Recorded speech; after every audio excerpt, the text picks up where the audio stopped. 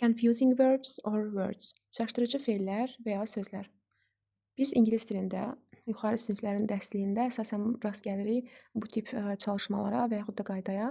Sözlərin diksiyələrinə görə dəyişimi. Məsələn, verb kimi differ verbdir, yəni fe'ldir. İsim kimi olur difference. Sifət kimi different, müxtəlif. Zərf kimi differently, müxtəlif şəkildə. Həmçinin act sözünün kökü hərəkət etmək, action hərəkət olur isim, active sifət olur, actively aktiv şəkildə zərf olur. Verb kimi strengthen bu gücləndirməkdir, fe'ldir. Bunun ismi olur strength, yəni güc. Strong olur güclü, strongu isim kimi yazan şagirdlər var. Strongly isə güclü şəkildə, bu isə zərfdir. Verb kimi decide'dir, qərara gəlmək, decision qərar, decisive daha doğrusu qərarlı, decisively qərarlı şəkildə. Create yaratmaqdır, creation yaratıq, creative yaradıcı, creatively yaradıcı şəkildə.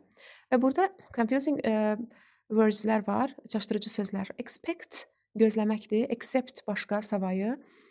X-dən sonra P gələrsə bu gözləmək, C gələrsə bu başqa savayı deməkdir. Buna quiet və yaxud da quiet də misal çəkmək olar. Quiet sakit, quiet sakit, quiet isə tamamilə. Gəldik trough çuxur deməkdir.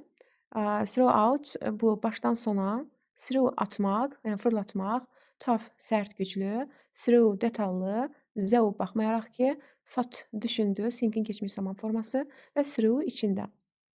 Və daha növbəti sözlərimiz father, ata, father daha uzaq məsafə, müqayisə dərəcədə işlənir əsasən.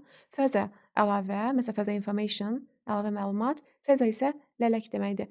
Beside yanında, besides isə başqa savayı. Weather onunla işlənir əsasən. Mimi, mumi kimi tələffüz olunur. Daha doğrusu tərcümə olunur. Weather hava, iqlimi bildirir. Wheat isə buğda.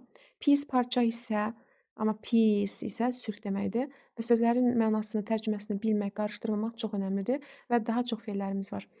Və bu sadəcə bir hissəsi idi nümunə kimi ki, confusing verbsləri yaxşı öyrənmək lazımdır. Sözləri yerinə qoyarkən istər abituriyentlərin işlədiyi mətnlərdə, definitionlarda və yaxud da ki, sözü tapıb dəyişmədə mütləq şəkildə doğru yazmaq lazımdır yerinə.